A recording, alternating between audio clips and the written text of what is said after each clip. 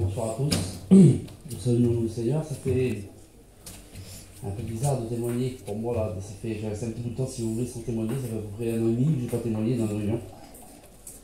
Alors tout seul je témoignais, mais dans la réunion, avec le Covid et tout ce qu'il y a eu là, ça a un peu bloqué. Bon voilà, je vais vous expliquer en quelques mots, Seigneur, qu'est-ce qui m'est arrivé à moi.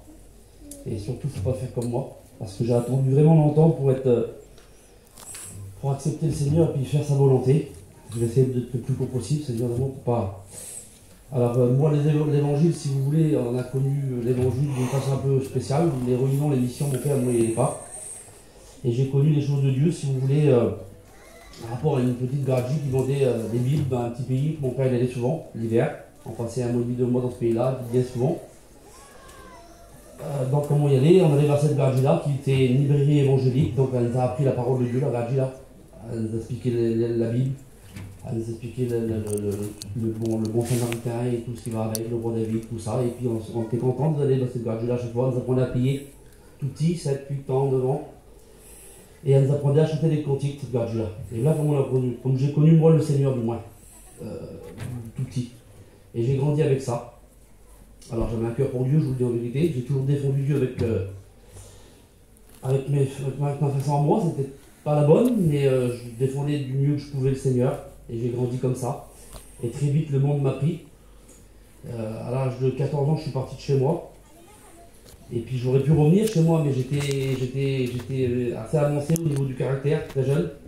Et ça fait que je suis parti de chez moi et j'ai plus voulu revenir. Et j'ai tombé tout de suite dans mon pardon aux anciens. Et voilà, c'est malheureux, mais c'était la mode de ce moment-là qui est arrivé.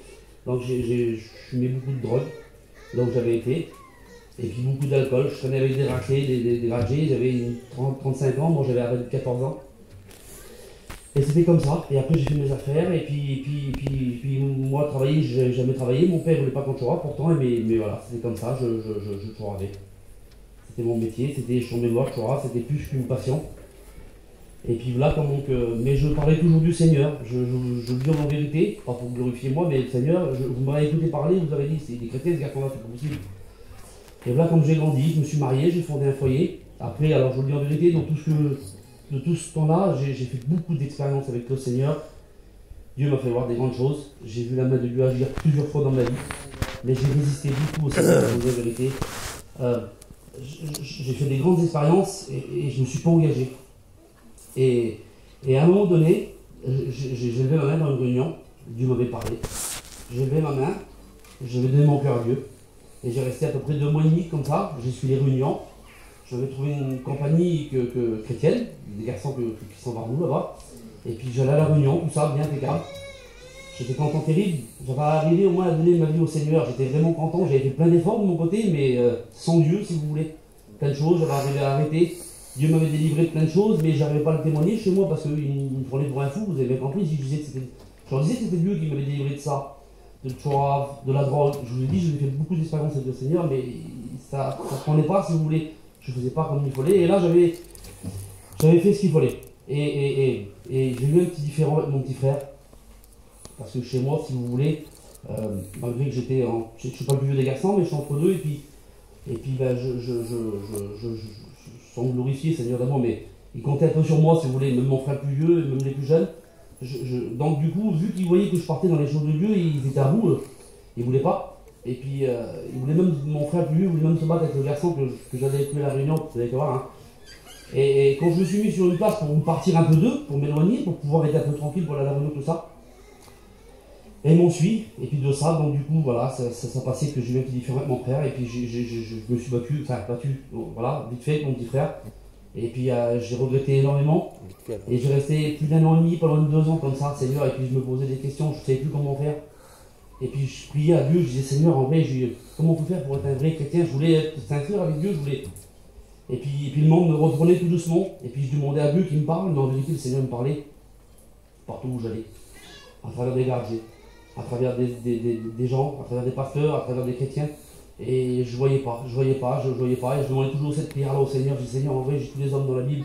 Tu leur parlais, tu montrais à eux. Puis moi, je te vois pas. Je dis Seigneur, comment je vais faire? Alors je me levais le matin très tôt, et puis j'écoutais des cantiques, et puis je priais le Seigneur, et puis je priais le Seigneur, et puis je demandais au Seigneur, À un moment donné, comme ça, j'ai demandé, Seigneur, je pourrais voir un miracle de ta part, je serais plus ancré. Je voudrais voir un grand miracle. J'ai quelque chose de grand, que ça me choque, que ça puisse me tenir ferme, si vous voulez. Et puis un jour, je pars avec mon camion, et puis j'écoute un cantique, le cantique là, qui dit même si je dois tout quitter, même si je dois m'humilier, moi Jésus, je veux lui ressembler. Et puis je dis Seigneur, c'est ça qu'il faut que je fasse. Parce que je ne vous le cache pas, je vais vous le dire en vérité, j'étais païen avant, vous avez bien compris, donc je guettais aux gens, je guettais au monde, je guettais certains en marche des autres des fois, et puis ça m'a empêché beaucoup de choses. Il m'a engagé à cause de ça. Et puis là, le cantique il me disait ça, et là je dis Seigneur, en vrai, c'est ça qu'il faut que je fasse. Et ça fait que du coup, je fais une promesse à Dieu, j'étais béni dans le camion, vraiment. Et je dis Seigneur, je m'en vais en mission, je me baptise, je dis c'est bon, je m'engage fermement. Et puis je dis Seigneur, pour ce que je veux faire là, je t'en supplie, mon Dieu, aide-moi, garde-moi, j'essaye de faire, que je fasse ce que j'ai dit là, parce que je voulais être chrétien, vous avez bien compris, je voulais être sauvé, et je voulais être bien avec Dieu surtout. Et puis il s'est passé quelques heures après, j'étais voir mon frère, et de ça, il m'a dit, bah viens, on va manger un petit bout de les garçons, on a été manger un petit bout de les garçons, vite fait. Enfin, avec lui, puis un garçon, et après deux autres garçons qui sont rentrés dans le bar là. Et on a commencé à boire un apéro vite fait, et on a mis à table, on a mangé, on a commencé à bien boire. Et puis j'ai oublié ce que j'avais promis à Dieu quelques heures avant. Et de ça, donc on a bu à table beaucoup. Et en sortant, on a bu aussi dans le digestif, le garçon, donc du coup il dit bah tu veux, je sais plus ce qu'il voulait me donner, enfin non, moi je vais prendre un calva. Pour vous dire à quel point j'étais sous.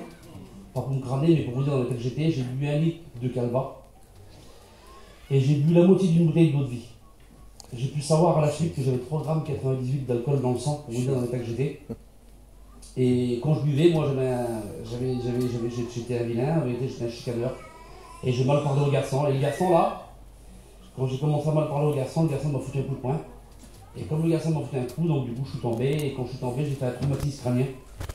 Et j'ai fait un coma éthylique en même temps. Alors, je sais qu'ils m'ont emmené à l'hôpital à Trappes, ma femme m'a expliqué à la suite qu'il y avait énormément de gens à l'hôpital. Et bien souvent, on regarde aux gens, mais là, les gens ne devaient rien faire du tout.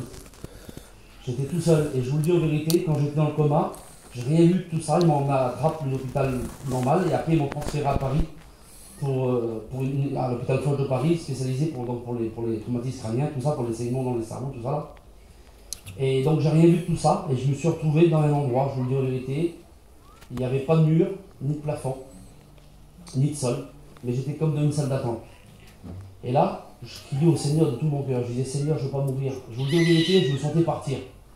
Je me sentais réellement mourir, je sentais mon corps glacé.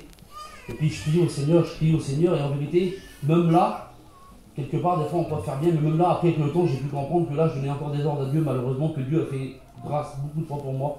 Et j'étais en train de dire que je ne voulais pas mourir parce que je n'étais pas encore chrétien. Quelque part, je disais à Dieu, ramène-moi sur terre, le temps que je me convertisse, et après je peux mourir si tu veux. Et en vérité, là, je me sentais, et je voyais que la prière, elle ne servait à rien. Et puis je priais, et ça m'a paru long, terrible, cette prière-là. Et à un moment donné, dans la prière, je dis au Seigneur, je ne mérite pas d'être sauvé.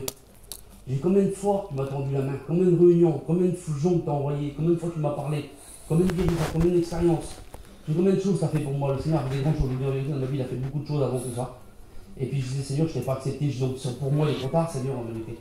J'ai dit trop tard, donc du coup, Seigneur, j'ai une dernière prière, mon Dieu, avant que je parte, parce que je vous le dis en vérité, je me sentais réellement partir. Et là, je dis au Seigneur, mon Dieu, j'ai tant aimé, je dis, Seigneur, juste une prière. Fais-toi connaître, j'ai à ma femme, mes enfants, mes frères, mes soeurs, je dis, Seigneur, qu'ils puissent te rencontrer, et puis après, ils prendront la décision de te suivre ou non. Et quand je prie dans ce sens-là, en vérité, je me repens dans la prière, si vous voulez. Parce que je dis à Dieu que je ne mérite pas. Et là, quand j'ai fini cette prière-là, je me suis réveillé.